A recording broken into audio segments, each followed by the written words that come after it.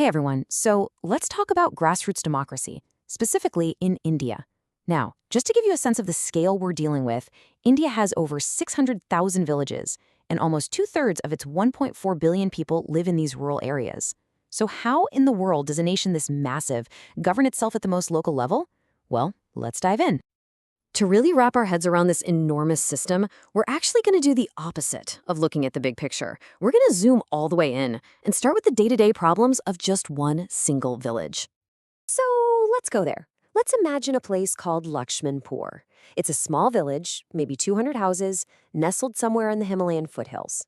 We're talking about a population of around 700 people, most of them farmers. Their lives are really tied to the land, to the seasons, raising cows and goats. But, daily life comes with some very real, very practical challenges. What happens when the monsoon rains come and just wash out the main road? Who's supposed to fix the roof on the primary school? I mean, villagers can't just call up the state capital for every little thing. So who's in charge of solving these problems?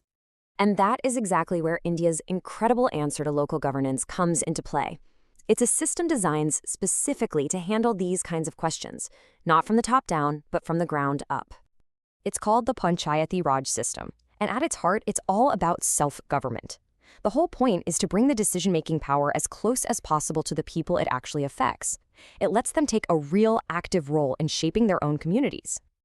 And the absolute foundation of this entire system, the real bedrock, is something called the Gram Sabha.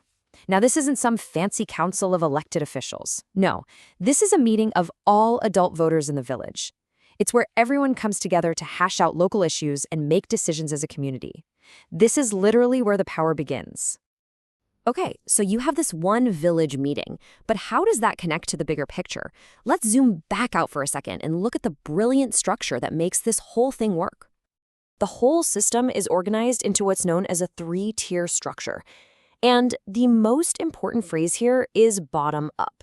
Power and planning don't just trickle down from some far-off government office. They are built from the village level and they move outwards. So here's how those three tiers work. At the very bottom, you've got the Gram Panchayat, which is the village council. They're elected directly by the people at that Gram Sabha meeting. Then, in the middle, there's the Panchayat Samiti, which kind of acts as the link between a bunch of villages. And at the top of this local structure is the Zila Parishad, which coordinates all the development plans for the entire district. But, a system is only as good as the people who are part of it. So let's move on from the structure and talk about the incredible real-world impact of leaders who've used this system to create some truly amazing change. Okay, let me tell you about a village called Highware Bazaar. This place used to be in really bad shape, plagued by constant droughts, terrible harvests, but then a man named Popatrao Bugaji Pawar was elected as the village head, or sarpanch, and a completely stunning transformation began. So how did he do it? Well, his method was brilliant. He got the whole village behind rainwater harvesting, watershed conservation, and a massive tree planting project. By all working together, they literally recharged the groundwater. And within just a few years, they turned their struggling, dry village into this green, prosperous model for the whole country. And his story is not a one-off. There are so many of these trailblazers. Take Vandana Bahadur Maita. She defied all the old traditions to become her village's first female sarpanch, and she convinced other women to come to the meetings and get involved. Then there's Dyaneshwar Kamble, a transgender person who beat 6 other candidates to get elected, all under this simple, powerful motto: service to the village is service to the public. Just amazing.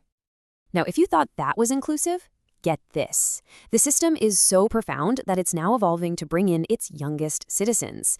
It's actually creating a space for the next generation of leaders to find their voice. Yeah, you heard that right. This isn't just a cute idea, it's being put into action in a really amazing way. It's called the Child-Friendly Panchayat Initiative, and it's all about making sure that children aren't just seen, but that they're actively heard. Their opinions on things that affect them are actually taken seriously. And this looks different in different places. In Rajasthan, for example, they have a full-on children's parliament with formal elections, voter IDs, even a cabinet that argues for what the community needs. Over in Maharashtra, they have Bal Panchayats that have successfully worked to end child labor and child marriage, convincing parents to send their kids back to school. I mean, they are learning about democracy by doing it. So why does all this matter? I mean, what's the big takeaway from this whole system of village councils, inspiring leaders, and even kids' parliaments? Well, it connects to a much bigger and, honestly, a surprisingly older idea. It really makes you wonder, is this whole concept of a structured, local, bottom-up democracy a modern invention? The answer is a huge no. An ancient Indian text on how to run a government, called the Arthashastra, written something like 2,300 years ago, describes an administrative setup that is, well, it's astonishingly similar. It lays out headquarters for every 10, 100, 400, and 800 villages. This idea has some deep, deep roots. And that really brings us to the fundamental truth of it all. It's a powerful reminder that real, lasting power doesn't just flow down from a distant capital city. It grows organically from the ground up, right in the hands of the very people it's meant to serve.